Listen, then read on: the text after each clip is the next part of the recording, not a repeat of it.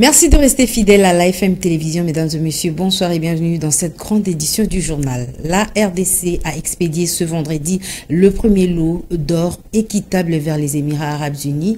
Le chef de l'État, Félix-Antoine Tshisekedi, a personnellement assisté par visioconférence à cette cérémonie à partir de la Cité de l'Union africaine.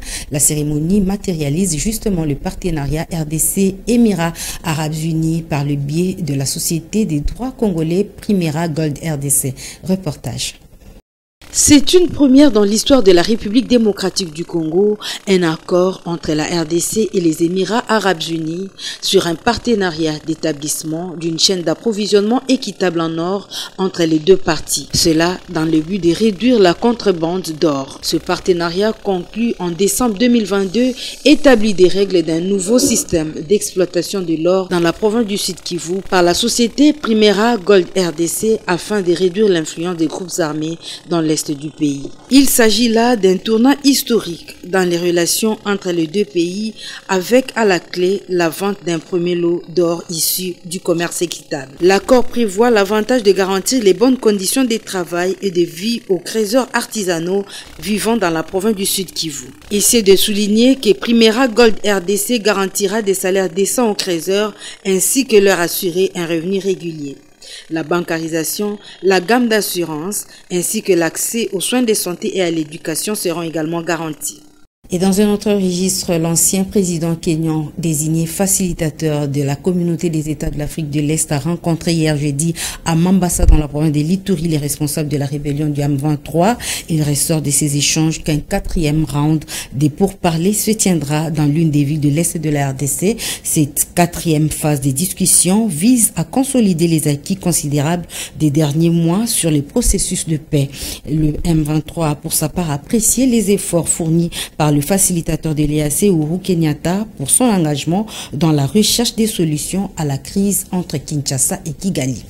Et justement, parce qu'on parle des réfugiés, sachez que la problématique des réfugiés congolais au Rwanda a suscité beaucoup de polémiques. Pour couper court à ces rumeurs, le porte-parole du gouvernement, le ministre Patrick Muyaya, a souligné qu'il y a plus de réfugiés rwandais au Congo que les Congolais au Rwanda.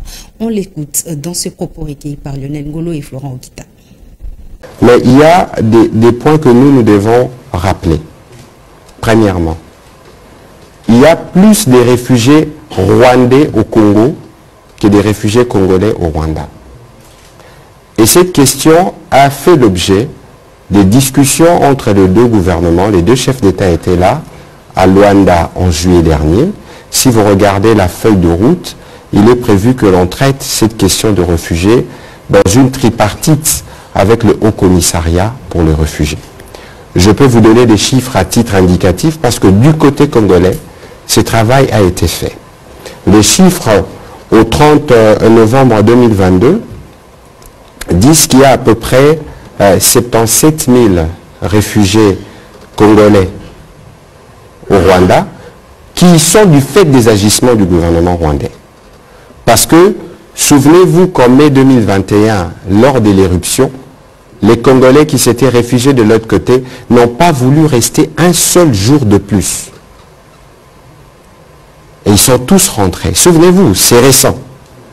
Et donc, il y a ces réfugiés qui sont là-bas, qui malheureusement sont instrumentalisés pour de fins politiques. Quelquefois, c'est inhumain parce que dans l'attitude dont fait montre le président Kagame, même si j'ai vu qu'il y a eu une tentative des reculs sur le sujet, mais il a dévoilé ses vraies intentions. Ça veut dire que pour lui, les droits humains n'ont aucune valeur, parce que vous ne pouvez pas vous permettre, en tant que chef d'État, vous vous dites panafricaniste, de faire un chantage à la communauté internationale sur des vies humaines.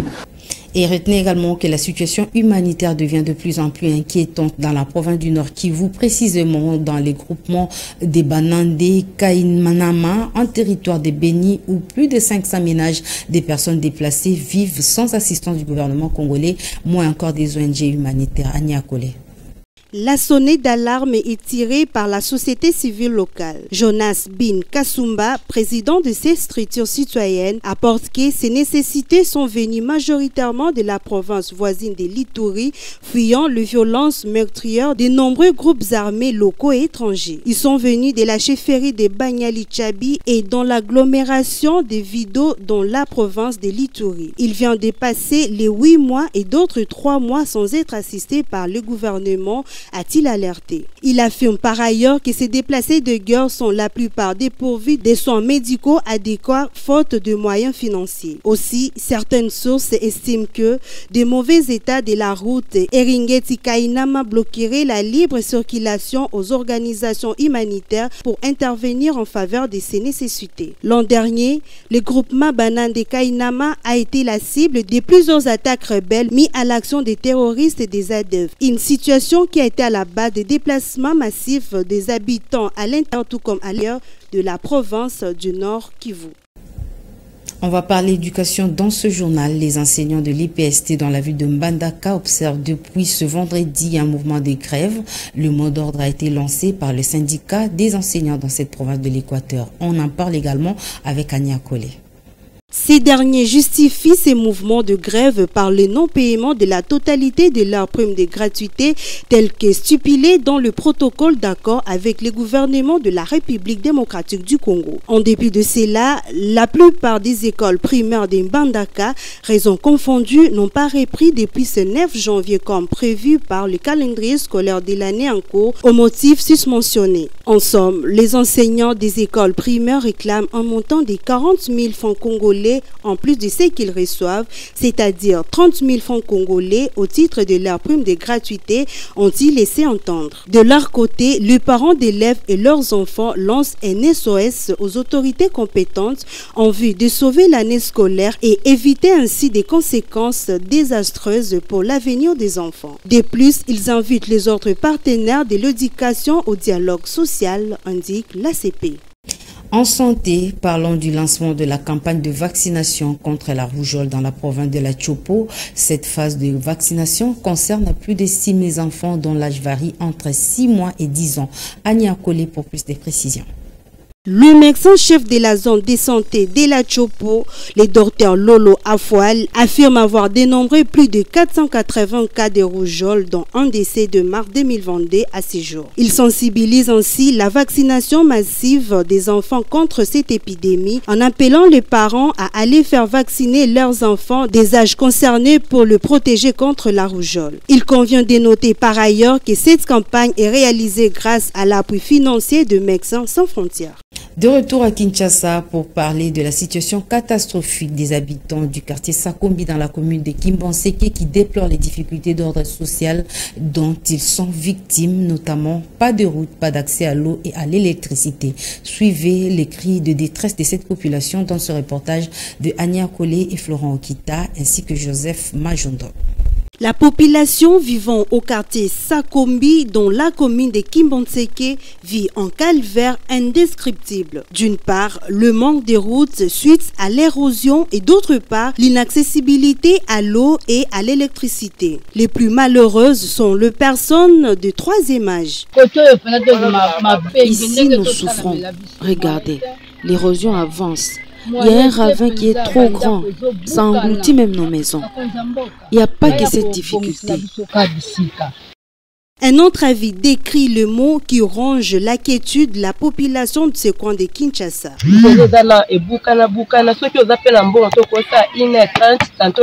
Regardez comment la route est rongée par ce ravin. Tous les jours pour sortir à l'arrêt, nous souffrons.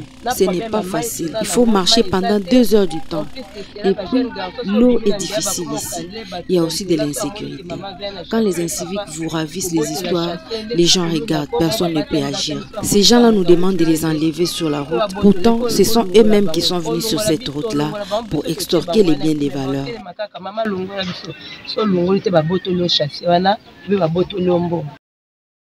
Cette souffrance est associée à certaines dépenses, martèle ces jeunes hommes. Nous souffrons pour arriver sur la route qui mène vers le boulevard Lumumba. Il faut dépenser 1500 voire même 2000 pour la moto et ce n'est pas facile. il faut au moins 1500, 2000 francs. L'eau et l'électricité sont des denrées recherchées au quartier Sakombi. Il n'y a pas d'électricité ni l'eau. Ici au quartier Sakombi, les câbles qu'ils ont placés sont des fantaisies. L'urgence s'impose pour sortir cette population en gouffre. En sport, on parle du 7e championnat d'Afrique des Nations qui démarre tout à l'heure en Algérie. Laquelle des 18 nations succédera au Maroc, double tenant du titre? La question reste encore posée. Rappelons également que les léopards de la RDC qui séjournent depuis le mercredi 11 janvier à Annaba entreront en lice demain samedi face à la sélection ougandaise. On en parle avec Lionel Ngolo qui me rejoint sur ce plateau. Bonsoir Lionel. Bonsoir Idina Zey, bonsoir à tous. Je te pose la même question. Laquelle des 18 nations succédera au Maroc? Alors vous avez bien fait de penser déjà à cette question puisque ça annonce la fin des longs feuilletons, puisque vous l'avez dit, le Maroc double tenant du titre, donc qui est opposé à l'Algérie, qui organise d'ailleurs cette 7e édition du championnat d'Afrique des Nations, et ils sont confrontés à un problème diplomatique, ce qui a fait que le Maroc, après l'annonce de tout à l'heure par sa fédération, a annoncé que la sélection marocaine ne fera pas partie de ces 7e championnats d'Afrique des Nations. Donc, ce qui fait que logiquement, nous aurons déjà un successeur au Maroc pour cette 7e édition. Donc, on ne sait pas, je ne saurais pas vous dire lesquels deux pays va finalement remporter, même si on doit noter quand même il y a des atouts de part et d'autre. Il y a même la RDC qui est comptée parmi les favoris de cette compétition. Il y a l'Algérie en qualité des pays hôtes qui organise en tout cas cette édition. On va citer les Mali, la Côte d'Ivoire qui reviennent après quelques absences avec beaucoup d'envie, on l'a senti dans leur préparation. Donc, c'est une question qui aura la réponse certainement le 4 février prochain, puisque ça sera la date à laquelle les championnats vont fermer ses portes. Lionel Ngolo, est-ce que la RDC est favorite? Quelles sont les chances que vous accordez à Alors, une autre bonne question, Redinanzé. Déjà, en parlant des chances de la RDC, on va partir déjà par la qualité de l'effectif du sélectionneur Otis Ngoma. On sent de la qualité. Pour une première fois, je vous dirais, Redinanzé, une sélection qui fait l'unanimité. Une sélection qui met tout le monde d'accord, ça c'est déjà un atout, une chance évidemment pour la RDC, mais après ça on va parler de l'expérience de la RDC. 6 participations, la RDC va participer à cette édition avec un grand record de nombre de participations. Ça c'est une expérience comme atout à signaler, mais en même temps en parlant de la RDC, c'est 2 fois vainqueur de cette compétition en 2009 et puis en 2016. Et pour terminer, en parlant des chances et des atouts de la RDC, on va noter cette très remarquable préparation passée de côté de Tunis, où la RDC a bien terminé, on va dire quelque sorte, avec un bilan d'une victoire et défaite. En tout cas, avec ces petits parcours, je pense que la RDC a toutes ses chances pour remporter, ramener la 3e étoile. Mais Lionel, pour son premier match, la RDC affronte l'Ouganda. Comment se porte l'équipe?